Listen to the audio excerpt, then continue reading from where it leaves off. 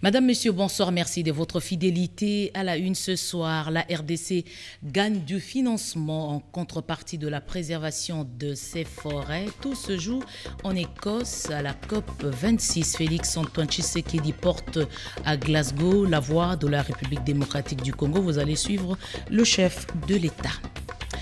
L'artiste comédien Yann Dimossi va être évacué en Afrique du Sud. Son cœur est malade. La fondation de la Première Dame, qui le prend en charge, attend les avis des spécialistes sud-africains. Christophe Mbosso met en garde les fauteurs de troubles à la base des conflits entre les églises et le pouvoir. Le président de l'Assemblée nationale a tenu un meeting au stade Vélodrome à Kinshasa. Voilà tout. Bienvenue, Madame, Messieurs. Direction Glasgow, qui abrite la 26e conférence des Nations Unies sur le climat. Félix-Antoine Tshisekedi prend une part active à ces travaux. Le chef de l'État porte aussi la casquette de président en exercice de l'Union africaine. Pierre Kibombe. La République démocratique du Congo, pays solution à la crise climatique mondiale. Le président de la République, Félix-Antoine Tshisekedi Tshilombo, l'a vivement souligné ce mardi 2 novembre 2021 dans son discours à la 26e conférence des Nations Unies sur le climat à Glasgow, en Écosse, du haut de la tribune de la COP 26. Les forêts du bassin du Congo constituent le deuxième poumon du monde et contribuent largement à la régulation de l'équilibre climatique mondial. Ce massif forestier est toutefois exposé au risque de déforestation. Dans le cadre de la mise en œuvre effective de l'accord de Paris, il est impératif de tenir compte d'atténuer ces risques car autrement il en résulterait une crise écologique majeure. Au vu de sa prépondérance dans le bassin du Congo, la République démocratique du Congo comme pays solution porte une grande ambition climatique et tient à en assumer le leadership. Mesdames et messieurs, en ma qualité de président en exercice de l'Union africaine, j'ai récemment lancé le plan de relance verte pour l'Afrique qui vise à renforcer les mesures en faveur de la viabilité de l'environnement et de la prospérité en Afrique. Fidèle à cette ambition, la République démocratique du Congo a pris les résolutions suivantes. Accroître notre contribution déterminée au niveau national en l'apportant à 21% de réduction d'émissions de gaz à effet de serre à l'horizon 2030. Lancer un programme visant à planter 1 milliard d'arbres à l'horizon 2023. Élargir notre mix énergétique en combinant l'hydroélectricité, le solaire, la biomasse, etc. Le plan national stratégique de développement ainsi que les politiques publiques sectorielles qui en découlent se fondent sur cette vision. Par ailleurs, la protection des droits des communautés locales et des peuples autochtones est capitale. Nous nous engageons à en tenir compte dans notre stratégie d'industrialisation, d'investissements agricoles et dans la gouvernance forestière. La réorientation envisagée des productions agro-industrielles vers des zones savanicoles, c'est-à-dire hors des zones forestières et des tourbières, cristallise la volonté claire de mon pays à conserver les forêts des communautés locales et à garantir les droits des peuples autochtones. La RDC est en effet détentrice de plus de 60% de forêts du bassin du Congo, poumon mondial de la lutte contre le changement climatique. Outre ces tourbières, le pays dispose aussi de grands puits de stockage de carbone et de minéraux stratégiques essentiels à la transition énergétique. Autant d'atouts pour sauver l'humanité face au péril du changement climatique, a martelé le chef de l'État, président en exercice de l'Union africaine, qui a porté haut la voix de l'Afrique à la 26e conférence des Nations Unies sur le climat pour impulser la marche vers une économie verte. Et en contrepartie de la protection de ces forêts, la RDC attend du financement de la COP 26. C'est le fruit d'un accord de partenariat avec CAFI. L'annonce a été faite lors de l'atelier de restitution sur les négociations du second partenariat tenu à Kinshasa entre la RDC et CAFI, Initiative pour les forêts de l'Afrique centrale. Toto Céleste Songo. Lueur d'espoir pour la République démocratique du Congo à Glasgow à la COP26, car elle est appelée à jouer un rôle capital dans la préservation de la biodiversité avec sa grande superficie de la forêt, soit deuxième au monde après la forêt de l'Amazonie. En tant que telle, la RDC est mieux placée pour lutter contre le réchauffement climatique.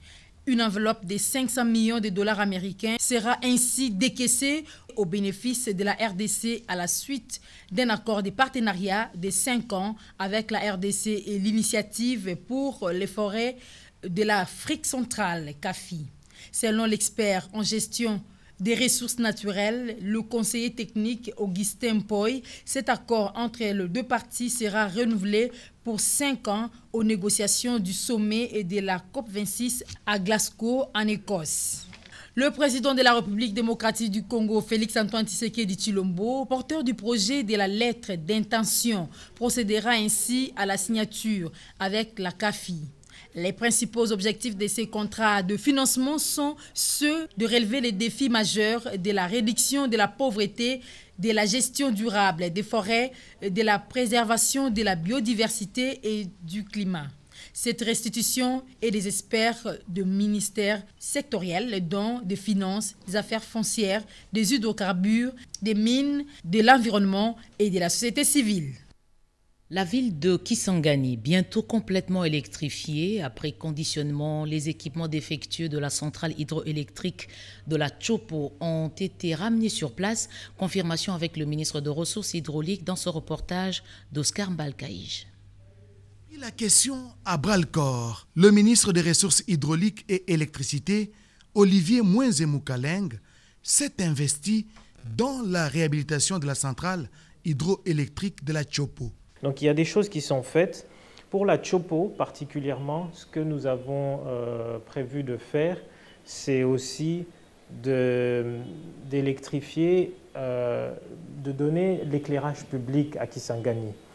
Comme ça, on a de l'électricité dans la ville et ça nous permet d'utiliser ce gain en énergie pour le redonner à la population de Kisangani. Après avoir suivi de près les conditionnements des matériels défectueux qui ont plongé la province dans les noirs, l'espoir renaît aujourd'hui. Tous les équipements acheminés à l'atelier central des Panda dans la province du Haut-Katanga viennent d'être reconditionnés et acheminés au chef-lieu de la province, Kisangani. Ces pièces viennent d'arriver aujourd'hui. Dès demain, il y a une forte équipe aussi qui va venir travailler en appui avec nos exploitants. Comme nous avons promis la fois passée que les pièces allaient arriver cette semaine, les pièces viennent d'arriver. Le rétablissement du courant n'est qu'une affaire des jours, au grand bonheur de la population qui va bientôt renouer avec la desserte en énergie électrique. Des inquiétudes autour de la construction d'une centrale hydroélectrique dans un parc. Le directeur général de l'ICSN, Olivier Moucheté, a été auditionné aujourd'hui à la commission environnement à l'Assemblée nationale. Les détails avec Sylvie Moembo, Bernard Bodo, Guy Kitoko. Un important projet hydroélectrique qui prévoit de produire presque 160 MW d'électricité, mais qui suscite pas mal de questions parce que en fait, la réalisation pratique du projet se trouve à proximité immédiate d'un parc national. Et avec l'ICSN, autour de nos aires protégées, nous devons maintenant mener des politiques, des projets qui vont permettre aux populations riveraines de participer pleinement et efficacement à ce travail de conservation de la nature. Nous devons monter en puissance dans notre capacité d'autofinancement et pour ça, ça implique de développer des activités à caractère agricole, forestier, de production d'énergie et distribution aussi de cette énergie, de développer l'écotourisme. Nous sommes, comme vous le savez, ici en République démocratique du Congo, un des plus grands pays au monde pour le stockage de carbone. Aujourd'hui, il est temps que ce travail de surveillance et de mise en valeur soit correctement rémunéré. C'est extrêmement simple et ça va participer concrètement à renforcer considérablement les capacités d'autofinancement de la conservation de la nature. Nous voulions en tant que représentation nationale avoir des éclaircissements sur la localisation du projet de réalisation d'une centrale hydroélectrique, celle de Sombwe, autour du parc de Lupemba. Pour nous permettre de nous faire de la lumière, il fallait absolument inviter les spécialistes en la matière, qui est l'UCCN, qui gère en fait l'ensemble des parcs nationaux. Il nous a répondu à cette question. Il fallait aussi absolument savoir ce que la réalisation de cette centrale hydroélectrique pourrait avoir comme impact socio-économique et environnemental autour des populations riveraines. Là aussi, nous avons été satisfaits. Il en a profité pour informer la représentation nationale sur sa nouvelle stratégie de pilotage de l'ICSN.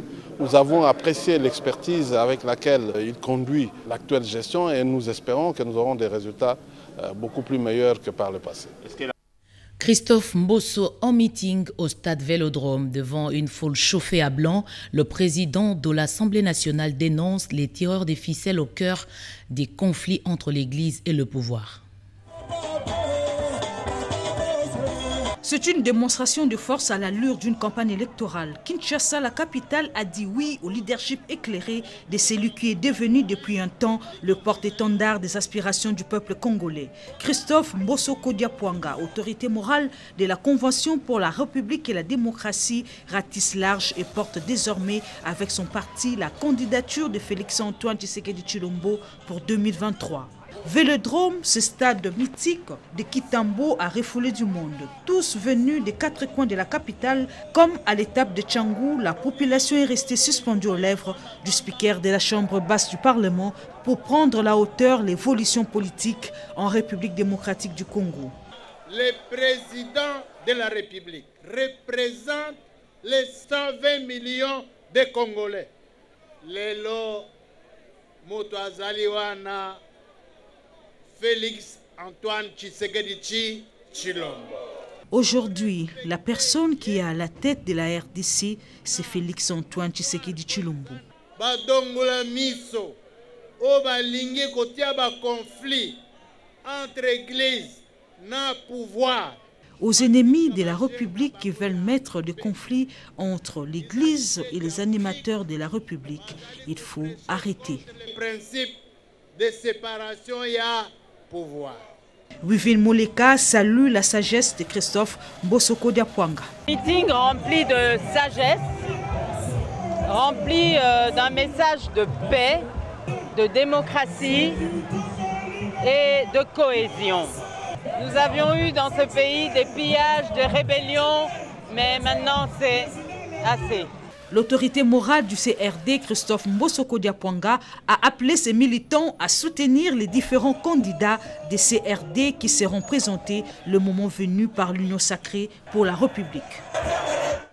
Des questions sur la gouvernance évoquées à la Chambre haute du Parlement. Modeste Bahati, président du Sénat, a discuté avec le responsable du fisc belge. Le détail avec Edi Chala Katala. Une forte délégation d'opérateurs économiques belges, conduite par l'administrateur général de la fiscalité de la Belgique, Philippe Jacqui, séjourne à Kinshasa en perspective de la foire qui s'ouvre ce vendredi à Kinshasa. Le président du Sénat, Modeste Bahati Lukwebo, qui a assidûment travaillé à la réussite de cette grande rencontre d'affaires, lui a ouvert les portes de la Chambre haute du Parlement. À cette occasion, Modeste Bahati Lukwebo a fait part à ses hôtes de la volonté du chef de l'État Félix-Antoine Tshisekedi d'instaurer la bonne gouvernance et du travail abattu par son institution pour aider le gouvernement à mobiliser plus de recettes afin de répondre aux besoins de la population. Ce responsable des impôts de la Belgique est en mission à Kinshasa pour conclure un partenariat avec la RDC dans la traçabilité financière.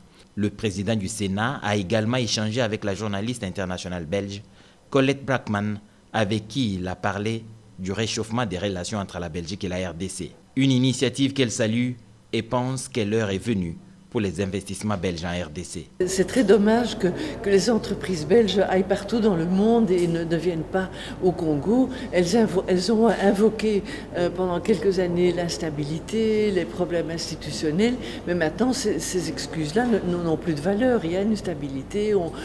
L'honorable M. Bahati m'a reconfirmé que les élections auraient eu lieu à la date prévue, dont le cadre politique présente une certaine stabilité.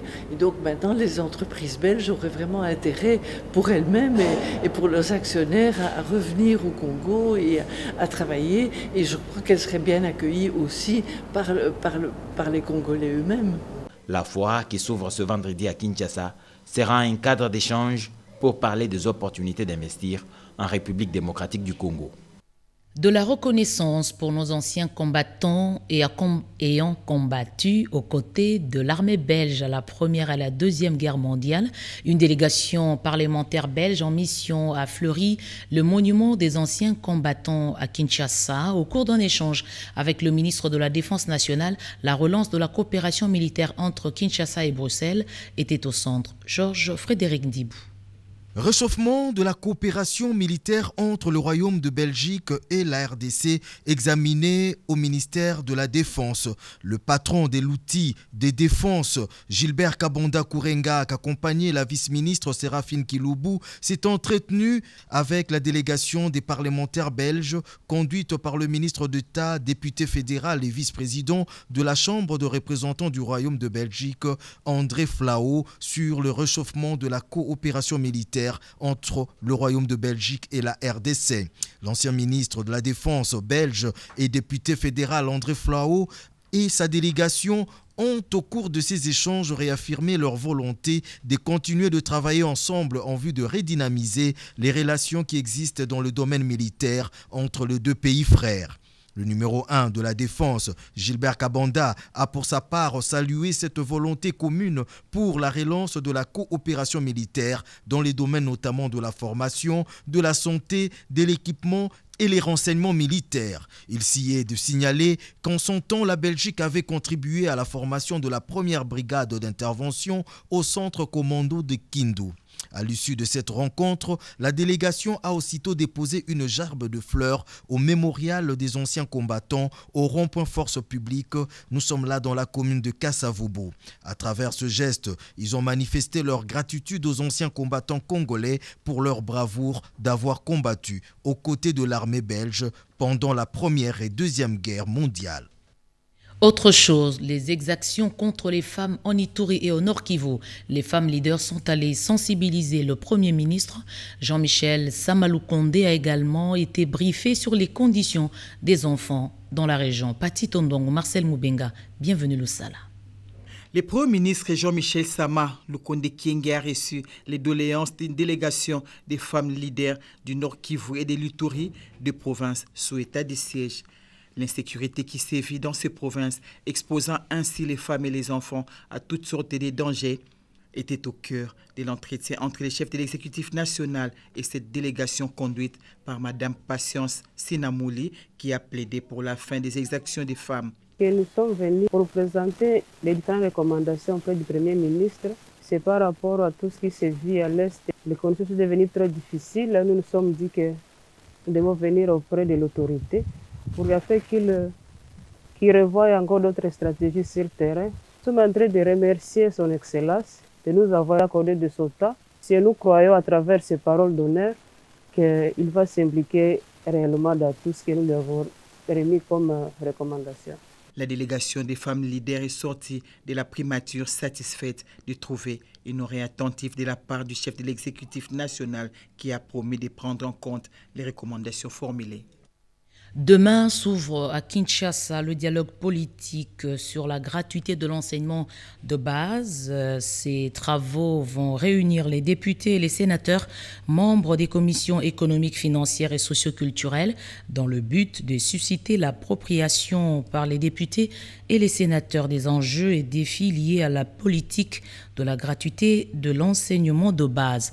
Ce forum, qui intervient au lendemain des séances de travail que les speakers des deux chambres du Parlement ont eu avec le représentant pays de l'UNESCO en RDC, ce forum permettra aux députés et sénateurs de se pencher sur la question de l'accroissement des ressources financières budgétaires et extra-budgétaires concrets à l'éducation de base en République démocratique du Congo. C'est une dépêche de Christine Lenzo.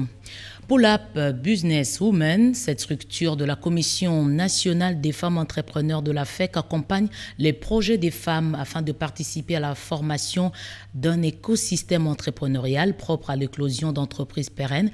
Le ministre d'État en charge des petites et moyennes entreprises, Eustache Mwanzi, est allé les encourager. Miraï Ndeke Silouvundi. Il est le potentiel que renferme le jeune Congolais avec un accent particulier pour les jeunes femmes entrepreneurs figure parmi l'une des stratégies stratégie du conseil d'administration de la FEC dans les soucis de promouvoir le développement intégral de la RDC, d'où la création de l'incubateur pour la Business Woman. Le ministre d'État, ministre de l'Entrepreneuriat et PME, Eustache Mohanzi Mumbembe, qui se joint toujours aux efforts menés pour la relance de son secteur, est venu encourager ces femmes pour leur esprit créatif et innovant dans leurs réalisations. Réalisations qui se démarquent entre autres avec la bande du génie en tissu Made in Congo, réutilisable dans une durée qui varie de 4 à 6 mois et plusieurs créations dans la transformation agroalimentaire. Eustache Mohanzi, émerveillé devant cette ingéniosité, a promis de soutenir leur plaidoyer pour un partenariat public-privé dans le secteur de l'entrepreneuriat. Après la FEC, le cortège du ministre d'État s'est embranlé vers le projet d'appui aux micro et petites et moyennes entreprises, PADEM-PME. Le ministre d'État a eu droit à un petit briefing par le coordonnateur Alexis Mongala-Ngongo sur le fonctionnement de ces projets. Cette visite a été également couronnée par l'exposition d'un film documentaire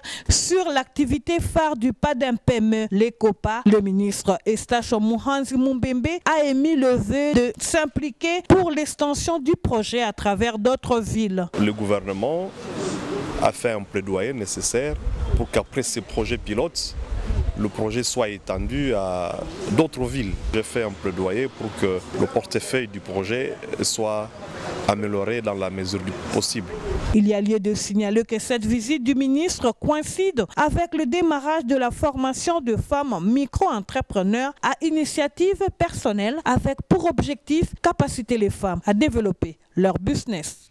L'artiste comédien Yann Dimossi retrouve de l'espoir. Il a été rassuré sur l'évolution de son dossier médical complexe. La fondation Denise Nyakero Tshisekedi, qui le prend en charge, attend les avis des médecins sud-africains pour déclencher le processus de son évacuation.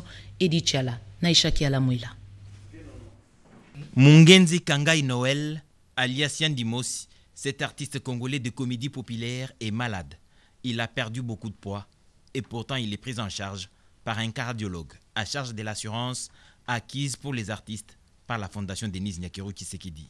Son cas est spécifique et nécessite une évacuation à l'étranger. Les démarches ont été entamées et l'on attend les avis des spécialistes en Afrique du Sud pour finaliser le dossier administratif afin d'offrir à Yann Dimossi les soins appropriés. Les dossiers à poursuivre sont cours normal. On a déjà reçu le rapport médical. On est en attente de confirmation du médecin qui va recevoir le malade. Et une fois que c'est fait, on va organiser le voyage et M. Yann Dimossi va pouvoir bénéficier de ces soins. Nous sommes en train de travailler pour l'envoyer en Afrique du Sud. Un déficit de communication a fait courir les rues les ragots les plus infâmes. Yann Dimossi lui-même commençait à perdre espoir et sans le vouloir, il a fait le lit des chercheurs de buzz sur les réseaux sociaux. La fondation qui prend en charge les soins de santé des comédiens s'est apaisantie sur la situation qui est un peu exceptionnelle de Yann Dimossi. La société de l'assurance médicale a donné des explications. Qu'est-ce qui est déjà fait?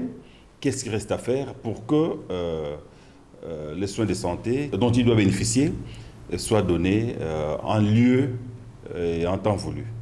La rencontre de mardi avant midi avec les responsables de la fondation Denise Nyakero Tshisekedi lui redonne l'espoir et confirme que Yann Dimossi est un artiste humoriste. Et puis bela no mutu o nini e konde kwelio oke baswaneyo ko bela motema te atala motema. Des maux de tête ou des brûlures d'un païdérus, c'est encore abordable. Les maladies des cœurs exigent d'importants moyens. Merci à la Fondation. Si elle ne nous avait pas pris en charge, nous serions morts en série comme des poulets de chair à l'abattoir.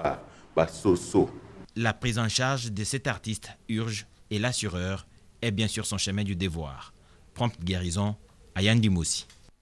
Inauguré tout récemment par le ministre des Infrastructures Alexis Guissaro, le pont Kasaï 1 à Chikapa est ouvert au public. La population du Kasaï sollicite la construction d'une conduite d'eau potable. Eurydice Kituto vous propose à la fin de ce journal une page magazine sur cette activité. Pour l'instant, voici son reportage. C'était tous dans la rue pour dire merci au chef de l'État Félix Antoine Tshisekedi Tshilombo, sensible aux préoccupations des communautés locales qui ont lancé un cri de détresse s'intéresse au père de la nation. Le pont Kassaï, effondré en 2020, vient d'être réhabilité grâce au financement du FONER. Nous sommes ici à cause de la vision du président de la République, Félix Antoine Tshisekedi Tshilombo. Fachi Béton, pour parler de ce pont, c'est sous le financement du FONER que madame dirige que ces travaux ont été réalisés. À l'occasion donc de l'inauguration du pont Kassaï, une demande a été formulée par le gouverneur de province, la construction d'une passerelle pour la conduite des eaux. Demande accordée par le ministre d'État des ITP.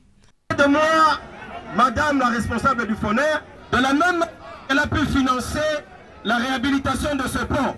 Nous prenons l'engagement solennel devant vous que cette passerelle va effectivement être construite. Sur le chemin de retour, la délégation du FONER s'est arrêtée à Massamouna pour inspecter les travaux de lutte anti-érosive. Travaux de lutte contre l'érosion qui a failli couper la route nationale numéro 1 au PK 345. Il s'agit essentiellement des travaux de reprise de trafic et des travaux confortatifs pour éradiquer complètement le problème. Infrastructure encore, l'aérogare de Beni-Mavivi bientôt réhabilitée. Les études de faisabilité sont achevées. Elles ont été présentées au gouverneur du Nord-Kivu, Nicole Sesep-Loka. La modernisation de l'aérogare de Beni-Mavivi à Goma, c'est pour bientôt. Les discussions quant à ce ont réuni les gouverneurs militaires du Nord-Kivu, le lieutenant général Constant Dimakongwa et Germain Kodjo, directeur général de CAD Project Africa, l'entreprise chargée de l'exécution des travaux sur financement du gouvernement provincial du Nord-Kivu. Nous avons déjà fini avec l'étude de faisabilité et lui il a été intéressé, il a donné sa bénédiction pour que le projet continue parce que ça sera pour le bonheur de la population Nord-Kivu. C'est vraiment regrettable parce que l'aérogare est construit à bois, donc il fallait travailler rapidement pour que ça soit un miroir que la province du Nord-Kivu pourra hériter de la part de la société CAD Project, et aussi de la part du gouvernement provincial qui est dirigé par son Excellence Constant Ndima, parce que l'état de siège n'est pas seulement pour la guerre, c'est aussi pour le développement. L'état des sièges, c'est aussi le développement, a soutenu le patron de la firme panafricaine CAD Project Africa. Les travaux vont consister à la construction d'un nouveau bâtiment moderne, le bétonnage du parking ainsi que le prolongement de la piste d'atterrissage. Les lignes maritimes congolaises veulent acquérir des navires. Le comité de gestion veut se rassurer de la conformité de la procédure et de l'encadrement de recettes. Une séance de travail a tablé sur les questions à l'IGF. Eric Kabamba. L'entrevue de ces jours était essentiellement axée sur l'accroissement de recettes de la compagnie de lignes maritimes congolaises dans la perspective de son développement. Somme toute, les LMC qui ont mis en place une méthodologie de travail orientée pour accroître ces recettes ayant comme actionnaire l'État congolais. Il était impérieux pour le président du conseil d'administration, accompagné du directeur général Cédric Chizaïnga, d'échanger avec l'inspecteur général de finances, chef des services, assisté de son adjoint pour l'encadrement de ces recettes. En vue de l'acquisition prochaine par LMC des navires pour accroître son parc, il était tout indiqué de s'assurer que tout ce qui est entrepris se déroule dans les règles de l'art, s'inscrivant dans la logique des prescrits de la loi financière régissant les entreprises publiques, a indiqué Lambert Mendo Malanga. Nous avons estimé nécessaire de pouvoir échanger avec lui, comme nous le faisons régulièrement avec d'autres qui disposent d'une expertise avérée dans l'encadrement des recettes que nous faisons, qui sont des recettes qui appartiennent à l'État. Nous nous apprêtons maintenant à lancer des opérations extrêmement importantes d'acquisition de navires, en leasing ou suivant d'autres systèmes. Nous voulions nous assurer que tout ce que nous allions faire répondait parfaitement aux prescrits des lois financières qui régissent la gestion d'une entreprise comme la nôtre. À titre de rappel, l'IGF a initié depuis le début de l'année en cours la patrouille financière qui consiste à surveiller sans relâche de manière accrue et permanente l'utilisation des fonds publics. Elle a été décidée par le président de la République qui est déterminé à mettre fin à la gabegie financière entravant le développement de la RDC. Les médecins en congrès sur les effets néfastes de la Covid-19. Quel comportement adopter quand on est malade ou guéri de cette pandémie? Des exposés s'enchaînent au 9e congrès international des médecins de la RDC et des autres pays. Travaux tenus à l'INERBERO des Panda.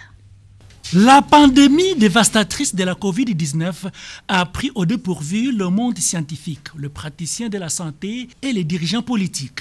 Ces derniers ont démontré des limites dans la prise en charge de cette maladie, voire dans la problématique de la main-d'œuvre médicale. Les médecins de la RDC et autres participants venus de partout de l'association des anciens et amis de la faculté de médecine de l'UNIKIN, Ahmed Inikin, se sont retrouvés au 9e congrès international de la médecine d'ici et de la médecine d'ailleurs, les infirmiers et les malades guéris de la Covid-19 pour réfléchir pendant 4 jours sur les effets néfastes de la pandémie, la prise en charge et la prévention nécessaires pour la protection, la problématique de la faculté de la médecine et l'enseignement supérieur, bref, les comportements à adopter pendant et après la Covid. Le président du Conseil de l'Ordre des médecins a ressorti les mal profonds qui rongent la formation des médecins en RDC. Le concours de tous est indispensable pour sauver la qualité et la profession. Il faut des réformes courageuses, a-t-il martelé.